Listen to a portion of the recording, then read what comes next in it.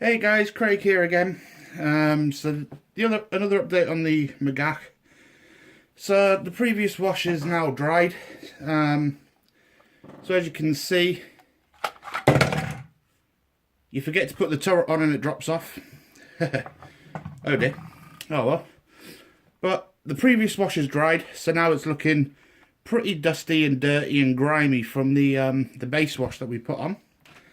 So now the turret's taken itself off, we're going to take it off anyway. We're going to use this one now to do the pin washing. Okay, so it's the same thing. Just shake up your wash, and what we'll use for this, I'm either going to use a toothpick, or I'm going to use a sharp paintbrush. So this is very similar to the other wash, except we're going to do it in a lot smaller doses. So when I do pin washing then, which is for panel lining and that sort of stuff, we get it on the toothbrush, on your brush, and all we're looking to do is all the fine details, we're just going to drop little bits of this black and grime onto all the little details. Okay, so what we end up getting is this black grime going on the detail. Now we don't want to overdo it on this by putting too much on, which is why it's called a pin wash. So the smaller details, like these little rivets and divots and everything, if your paintbrush is too thick for it, what you can use is use a toothpick.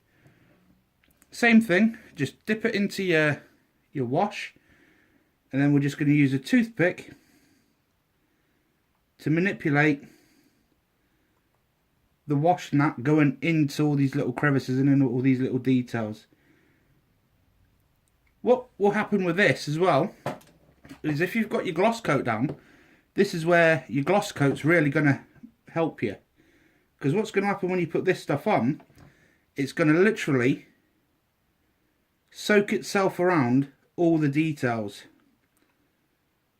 and it will follow the lines going around it. Okay, so on this side, it's looking like it's going to be quite grimy, but this is the same as before. If it's an effect you don't like, or you think it's too much, what you can do is just rub it out. Oh, we've got too much there and too much there. We can just rub it out with the trusty old white spirit again. So what we're looking for again is we don't want too much of this black stuff dribbling down. So we're literally just going to water it down, and then this can be part of your streaking as well, because the grime will run downwards. So all we're doing now is just trying to get rid of that excess black that's just gone on, like so. So we're going to have a mucky panel just around here. Okay, we've got a little bit too much in that corner there, on that detail on that here. What we're going to do, we're just going to dab it away until it's a little bit thinner, like so. So that's it. That's the difference between a wash and panel lining. And if you get nice thick crevices, as you can see, it's just literally follows the line, and it will run down itself and fill your panel line. So it saves you a lot of work if you get your wash and that thin enough. Again, if you wanted to go mental, so we'll just put loads in that corner there. If you put too much on, we'll just water it down, take the excess away,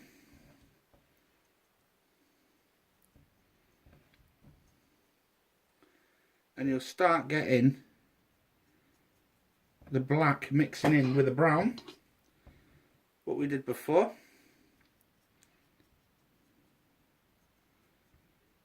And there we go, it starts disappearing and leaving a better effect. So that's basically the panel lines, and what we're going to have to do with this is we've got to go over every single little detail, which is where all your grime is going to accumulate, because these are the parts that won't get washed often when you're actually washing these vehicles down. Right. So what should be happening now is this detail should start popping out at you. Okay. We don't want too thick and too blodgy in areas. So again, we'll just get the brush and we'll soak up this excess, because all we want is the detail to pop. We're not trying to weather the whole panel again, because we did that before. Okay, so now we've got some panel in there where the detail's starting to pop out at you. Okay, that's all we're after. We're just trying to get the grime into these little places that just are always generally dirty, because it's hard when you're washing these vehicles down to get it out. Oh, we've got too much going in there.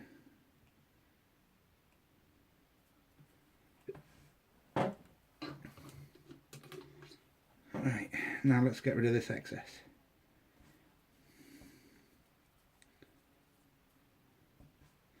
I think this brush is a little bit too big for my needs, so let's just spread this out over the panel, and that's going to blend in quite well with the brown that we put down. Because at the end of the day, it is going to be quite black and mucky going around these estates. Right, so we need to thin that bit down. So what you should do ideally is, to save messing about, once you've done your base wash, just give it a quick gloss coat again, and then you've protected that layer. So when you come to do this, if you don't like it, you don't take off the hard work you've done with the base coat, because it's protected under that layer of gloss. So all you're going to in effect be moving is the black stuff that you're just putting on. Okay, and that's a lot better than having to try and go over the whole thing again and re-weather the whole thing, if that makes sense. So now we're just going into the wheels and trying to get all the nuts and bolts and all that sort of stuff dirty. And again, if you don't like the effect at the end of this, you just literally rub it out. So that is literally the wheels popping out now. It doesn't take a lot of this black, because it's quite a potent colour black. It will literally show up every little tiny nook and cranny and detail in your kit, so long as you get it right.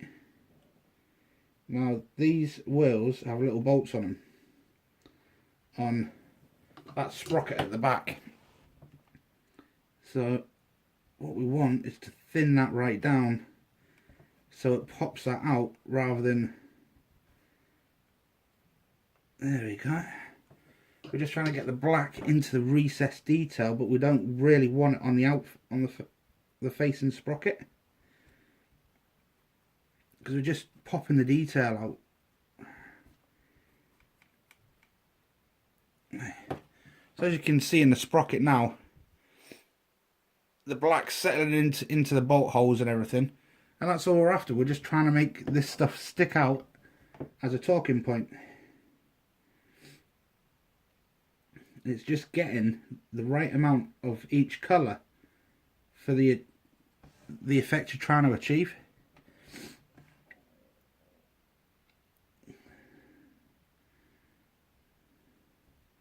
This can be a long, tedious process, because obviously it's every single nut, every single bolt, every single panel line, every single nook, every single cranny, trying to get all this detail to pop can be a ball ache, it can be really tedious, but your effort will be rewarded.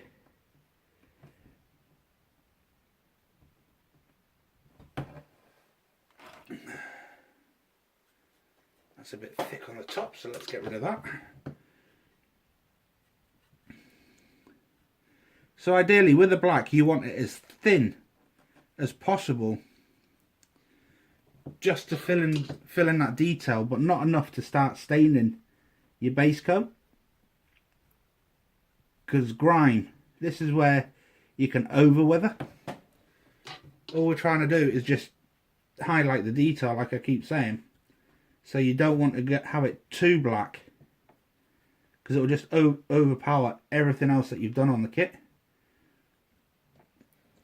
So what we've got now is up on the top there, all along this panel line down here, just on top of the side skirts, it's all starting to pop out. So what we'll do, we'll change brush for a thinner one. Okay, and we're going to do the same again on all the detail on the rest of the kit. And that brush is still a little bit too thick, because it is just drowning the detail.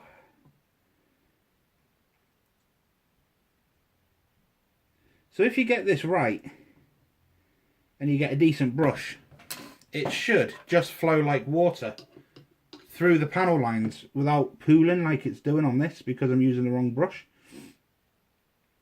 Which is good for you guys, because you can see what it actually does by putting too much on. So we're just going to try and spread this out and get it going around all the detail.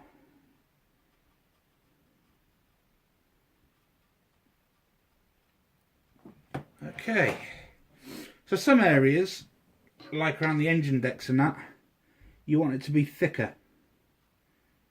Okay, particularly going into your grills and stuff like that. So this brush will be ideal for the grills, because what we want to do is we want the grills to be blacked out. So what we just do with that, we'll get as much black as we can in those grills, and it will give it depth into those things to make it look as though that they're not just sort of like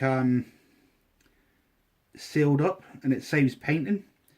So what will happen when this all dries out, all these grills are really going to pop with the depth. But the engine decks on tanks are normally quite an oily, dirty place anyway, because you've got fuel up there, you've got air there, you've got dirt and grime, you've got the crew that are always doing maintenance on them, doing their first parade checks and everything to make sure the thing's actually going to work and run. So you do get a lot of dirt and grime up on these engine decks. But all we're trying to do here is just darken all the recessed areas on these vents to give it that depth, instead of having to paint them black.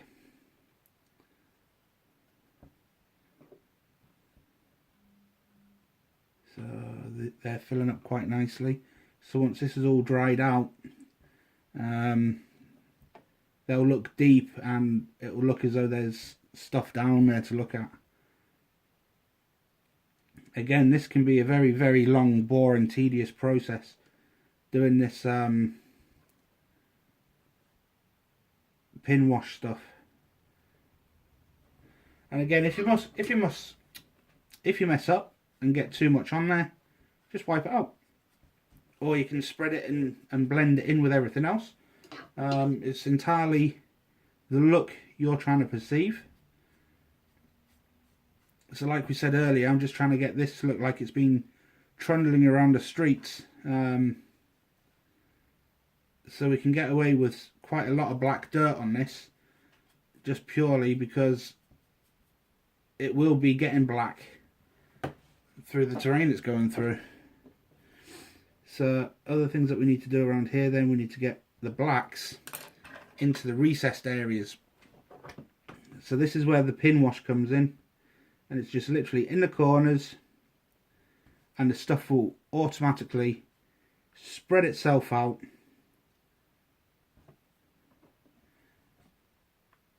and it'll pop the panels out, giving it some depth and some 3-dimension to it, which you'll see in a minute. For those of you that know how to do this, this is going to be a sucky eggs sort of video for you. But you may actually learn something as well. And again, we just want to get all these little details up on these decks with a nice little sort of like shadowing effect with this black grime to pop them out.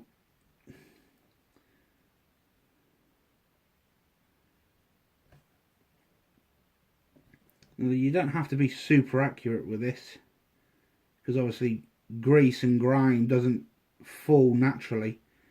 It will just naturally occur in the recessed areas. So if you do get a little bit of overspill, which is just around this area here, there's a little bit of overspill on these panels, we're just going to blend it in with everything else.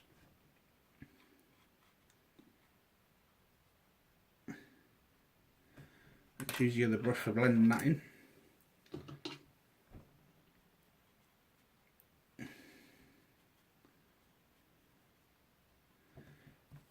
We're getting a little bit too much black on here, so we're going to rub some of it out now it's a little bit thinner, because we don't want to swamp it, not at all.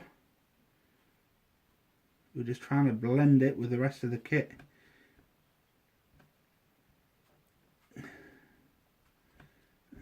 Got too much of the back here, so let's thin that down some more. Let's soak it up. Soak it up.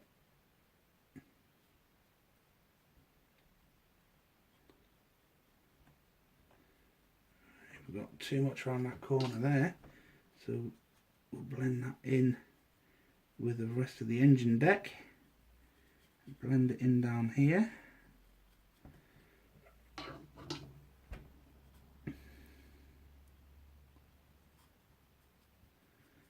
The idea with blending it into the rest of the panels around it and spreading it out, A, it makes it thinner, but it also aids the weathering process that's on that panel. So what we're getting there then is that back engine deck, all that paneling now, these 3 panels, you can actually see the effects of that black grime going into those panel lines. So it's really starting to pop the detail out, giving it some depth.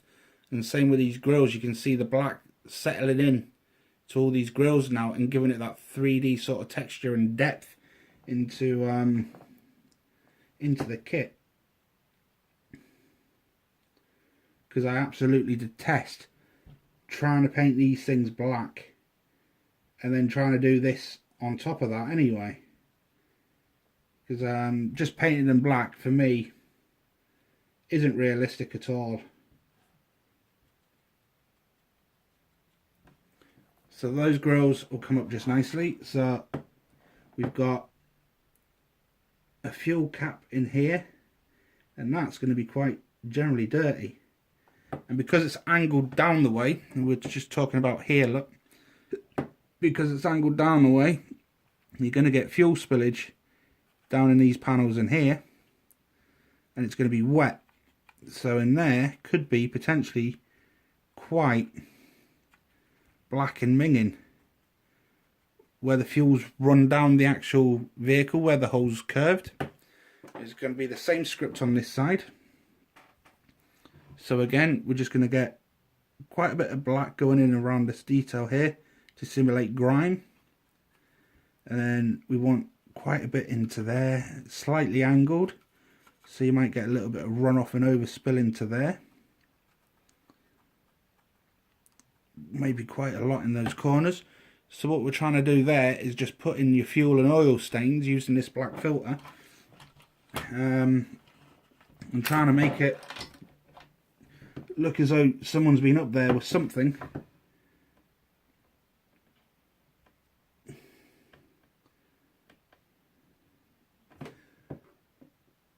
Getting a little bit of movement. Right, guys, I'm sorry that I'm a little bit quiet doing this, but you get the general gist of what's going on now. So it is just literally trying to make the whole thing used.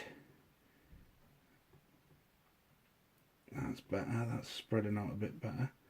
I've got the same issue with this black as I had with the brown. If you leave this AK Interactive stuff a while, it sometimes acts the same way as any other paint would, and it starts congealing at the bottom of your bottle. So when you actually come to need it, it's you're just using the thinner that's in the bottle rather than actually getting the pigment. So you've got to stir it and manipulate it once in a while to stop it congealing. But while it's congealing, it's also making the pigment thicker, which is why what you're seeing on this at the minute is the process of it settling back down to what it normally is, which is why it's quite thick. So on these engine covers, this is where the exhausts sit, so we need lots and lots of black in there to give it some depth, to make it look as though there's something in the grills. Now we know it's an exhaust, so it's going to be quite dark in there. So all we're doing is just filling in all these little vents with this black,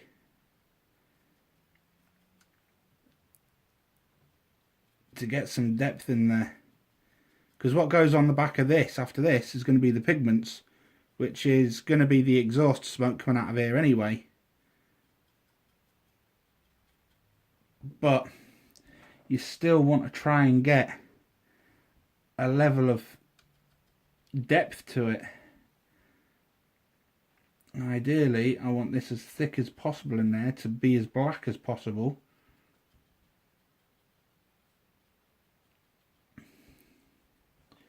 Right, so looking at that now, you can start seeing the black coming through those vents and giving it a little bit of depth going in there. Same on the back, you're going to get quite a lot of dirt and grime going around all the working bits. Like that tow cables, usually quite greasy around them, and they pick up dirt. Might get a lot of dirt around the lights. Get some general grime on there. We're just going to go over there with that, weather that in.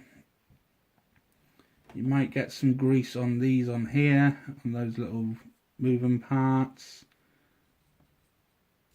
You certainly get gunk all over the recovery eyes. So that's basically all we're going to do. You don't need to see the rest of it. That's how a panel pin wash and generally start mucking the thing up, trying to get it detailed to make these little rivets and everything pop. It is time consuming. It is trial and error. If you don't like it, again, rub it out, start again. If you do like it, let it dry, off you go. But this is just practice to get this spot on. To, again, what we were saying earlier about the story you're trying to tell. But yeah, you don't go massively stupid on the black, because it's just such an overpowering colour. that you can easily wreck everything that you've done by using it too much. So we'll let this dry in a minute, and then we'll go from there. And then the next thing we'll do is we'll do the pigments, and then from the pigments we will literally be not far finished with this, and then it'll be the final finished version. And then from there we'll get started on something like the skyline. I think, well, I will be doing the skyline next, because I have plans for that.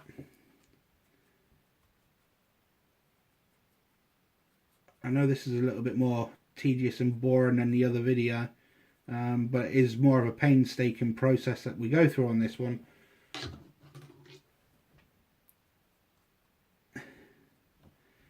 Just because it's so finicky and fiddly and very easy to mess it up. So I'm just trying to spread this out more and thin it right down, just to get into the detail rather than swamping the whole thing. But anyway guys, that's how I do this process. And again, this is exactly the same process for any vehicle that I build. It's just slightly different colours, different shades. It's a different story.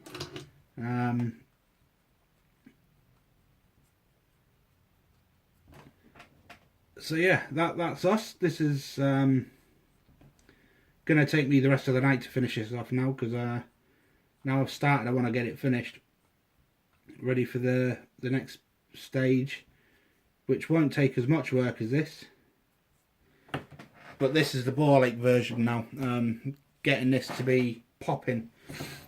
So that's me for this one, guys. Thanks for your time. I'll give you another update tomorrow, which is going to be the pigments. So any comments, questions, whatever, stick them in below, and I'll speak to you later. Thanks a lot, guys, and good night.